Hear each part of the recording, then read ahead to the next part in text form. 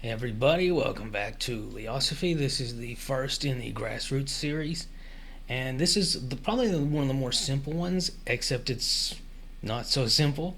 And by which I mean this is something that everyone can do. A lot of these other subsequent episodes are going to be more for specific interests, but this is something that literally everyone can do. The problem is that it's not easy and it's not fun, and it does take time. It's low risk. It's not particularly expensive or difficult, but it does take time and it does take energy, and it can be a hassle. And that is watch what you buy.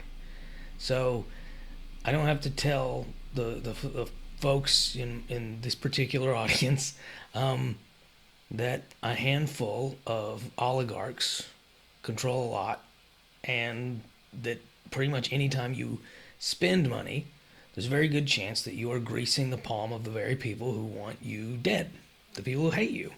You're paying them for the privilege of going against you. It's a very odd scenario that we're in. And you see this especially with people who are more weak minded, and they love to sort of pull the goalposts back. I'm trying to think. They're not exactly moving the goalposts, because moving the goalposts is when you actually broaden them to extend a point of argument, and it's fallacy. But in this case, they're actually doing the opposite. They're narrowing the goalposts. They're actually they're seeding their own ideology in favor of the competing one. So a great example of that would be, you know, some musician comes out with something that's completely and utterly at odds with their ideology, but then they say, well, it could be worse.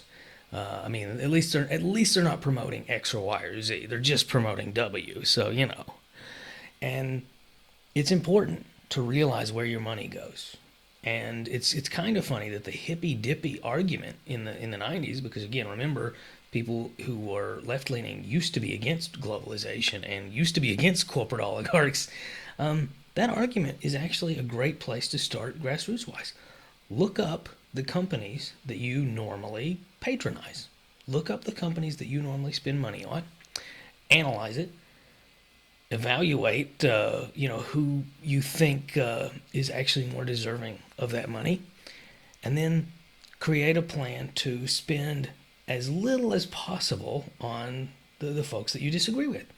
Plain and simple. That's really, it's not that difficult, but it is challenging just because it's grunt work. It's not like I mention this a lot in a lot of other videos, that the most difficult things to do aren't inherently difficult in and of themselves. They're difficult because you have to put in a little bit of work every day and regularly. And this is kind of like that. You have to pay attention to what you're buying.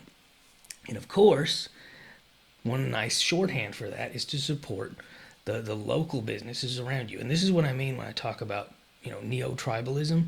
Eventually, ideally, you're going to create these little whirlpools of finance where an insular group receives the majority of resources, and additionally, because you're all working together, resources from outside that network are actually flowing into that little whirlpool. And in other words, instead of going outwards towards this big global machine, more things are going inwards towards whatever that insular group happens to be. And we see this actually. Some states have attempted this with state currency or city currency. And of course, these aren't recognized anywhere else, but it showcases how money flows through communities and throughout the world by comparison. And it did make people more mindful, actually, those experiments, to, go to the hardware store down the road with the guy that they've known for years, rather than going to the Mega Mart on the other side of town that's cheaper. So that's something you might want to consider. We saw something like this, a microcosm of this, just a couple of years ago with Gillette, to the point that now they've had to rebrand as, what is it, King C Gillette or something. Of course, they're bouncing back now. And Unilever, by the way, huge company. It's not just Gillette.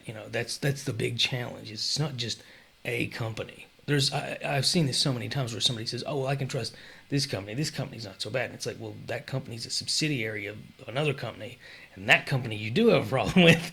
So that's where the real challenge comes from, especially now since there are very few instances of competition that we can see that's not, you know, part of some larger entity that, again, doesn't really like us, assuming you're us. So that's in my opinion, that's step one for Grassroots. Before you even consider anything that these subsequent episodes are going to be, actually take a long, hard look. Give yourself an audit, basically. Give yourself an ideological audit where you go over the things that you normally buy and you compare that to things that you could buy instead that don't go to supporting things that you are actively averse to. So that's the first thing. Vote with your dollars. Next time I'm going to be talking about voting with your feet. Like, share, subscribe, keep asking questions. Bye.